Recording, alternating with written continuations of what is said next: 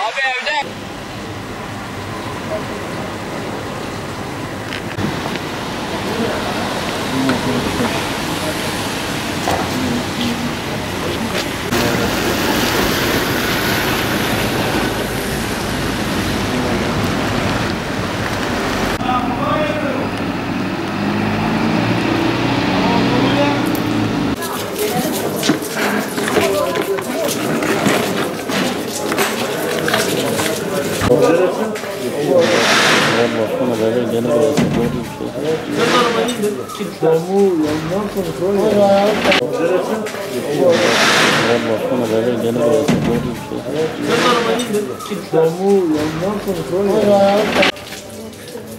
İnşallah sana arabana düşünüyorum. Valla olsa da olmasa da biz hamd edeceğiz. Çaresi yok. Bir şey kalmadı.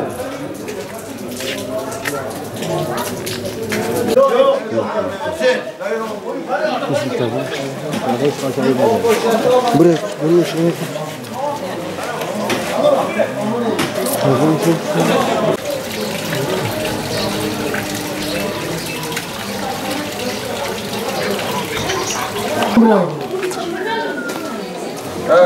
Bu evin sahibi kim var? Bunun plakası falan da aldı. Aldı. Hepsini aldım. Bu istediğim şey bu da giderilmesi yani. Başka ne olacak? Geç. Aynen. Şu an mahvolmuş durumda. Geçen sefer yine böyle bir şey olmadı. Kendileri geldi, Sayın Kaymakamımız geldi, baktı dedi. Bundan 4-5 sene önce, 5-6 sene önce aynısını dediler, size yardımcı olacak. Ne yardımcı oldular, ne ettiler. Bu sefer yine geldi kaymakam fotoğrafımızı çekti. İnşallah bize yardımcı olmalarını istiyoruz. Şu an belediye başkanını bekliyoruz, gelmedi. Sadece kaymakam geldi, dışarıdan baktı gitti, dedi biz size yardımcı olacağız. İnşallah yardımcı olmalarını bekliyoruz. Şu an çok mağduriyetimiz büyük. Dışarıdan direkt mesele geldi, buradan da arabayı patlattığı gibi içeri gitti. Ondan sonra zaten bir şey göremedik, kaçtık yani. Tamam. Ama canımızı zor tutardık. Şu an su benim buramda. Şu an su benim buramdaydı. Gelmeden önce bak. Şurada izlada da belli bak. Tam şu anda buramdaydı. Son anda kaçtık yani.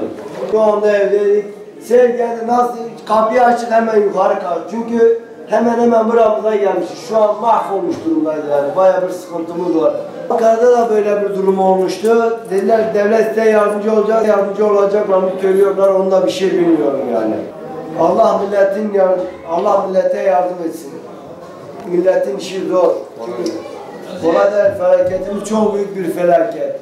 Hemen benim boyumu geçmiş durumda şu an. Bak şu gördüğünüz yer sistem tam benim boyumu şurama geliyor yani. Tam şurama geliyor.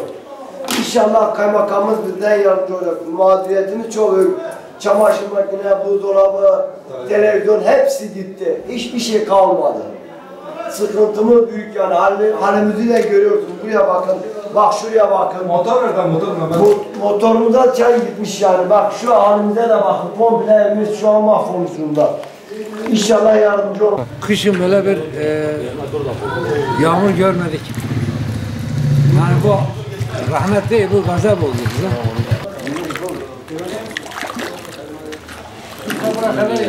Milletin arabaları burada. Abi tokanmadır. Su da kestik, elektrik de yok. Millet ne yapacak sabaha kadar? Uğraşırlar işte. Yağmur bir seferde başladı. Gök gürültüleri. Şu yukarıdan komple bir metre yüksekliğinde sel bastı geldi. Yukarı mahalleden. Esas bu derelerimizi kapatanları, dereler kapanmaz. Üstünü örttük, beton örttük. Kazı mağarasına gelen derelerimiz var. Onun üstünü beton örttüler. Ne oldu? Sel ne oldu? Dereye girmedi. O sel doğrudan doğruya altta büyük hendekimiz var. 5 metre 5 metre derinliğinde, eni 5 metre derinliği, yüksekliği 5 metre. Oradan sel akar, doğru Fırat'a akar giderdi. O derelerin üzeri kapanınca sel nereye gidecek? Tabii ki yüzeye akacak. Yüzeye akınca önüne gelen alıp götürecek. Valla bizim evde hep çamur. O sorun değil bizimki. Önemli olan bu milletin malı. Bu ajan Neresi ya? Yukarıdan bir sel geldi. Öyle ufak ufak yağıydı. Sonra bir sel patladı. Değerli arabaya yetişemedik. Zaten bu taraftan da akıydı. Zaten şurada lağım var. Lağım tıkanınca bütün pisi yol lağım tıkadı. Komple su gördüğün gibi tak şeye kaldı. Bu arabalar zaten suyun içinde yüzüyordu. Buraya kadar gelmez. Su zaten 1,5 metreye geçti. Duvardan belli. Daha burada bak. Komple arabalar hep birbirine vurdu. Yani gelen sel çok felaketti. Yani anlatılacak gibi değil. Yani görmek lazım. Yukarı da öyle. Tek burada değil. Yukarı da çok kötü durumda. Bak şu an izine bak. Şuradan belli zaten suyun ne kadar kalktı. Abi su buradan gidiyordu bak buradan. Gördün mü? Su buradan akıyordu. Aynen orada. Yani bir araba yani arabalar suda kayboldu. Yani bir araba boyu yani yerin çamuruna arabalar şeyinden belli zaten. Arabanın içinde yüzüyor. Evlerde zarar var. Çamur, lağımlar hepsi tıkandı. Bunlar yani bir zarardır mahalleye.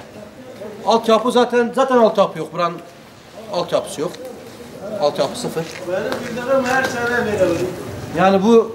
Yani mahalle komple şikayetçi bunlar. Bundan 2-3 gün önce Ankara'da da bu olay oldu. Devletimiz karşıladı. İnşallah bu arabanın mahallenin tüm şeyini devletimiz karşılayacak. Birecik kaymakamı buna yani söz verdi. Geldi baktı. Gereken dedi yapılacak dedi. Yani söz verdi. Sözünü aldık kaymakam beyden. emanet herhalde. Emanet ya. Hep yapılacak işte. Ha içeri de lan içeri de. Hortum yok, su yok. Nasıl temizleyeceğiz biz bunu? Su da kesik. O sefer de böyle oldu. Gene çektiler, ettiler. Meydana bir şey yok. Alt yapıyor. Bizim rezilliğimiz bize kaldı. Alt yapı. Nasıl daha dedik dükkanı toparlayak kapatak. Ona kalmadı zaten sel bastırdı. Dedik bari kurtardığımızı kurtarak fırsat kalmadı ona. Hepsini sel vurdu baksana.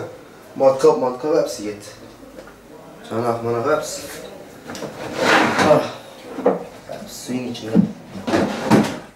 Kablo hepsi. Dolayısıyla bizim de mağduriyetliğimizi göz önünde bulundurmalarını isteriz. Elin emeğine bakanlık hep bu kayın. Yani bize de yardımcı olmalarını isteriz. Devletimizden bunu bekleriz. Bu esnafa, bu halka yardım etmelerini bekleriz. Zararların neyse karşılanmasını talep ederiz. Valla biz gene konuşturma yapıyoruz. Bunlar Biz gene de isteriz bizim yani. konuştursunlar Kabe. Belediyemizden olsun, kaymakamlığımızdan olsun. Yani hep burada elimizin emeğine bakan insanları, küçük esnafları. Ve biz bunları isterik.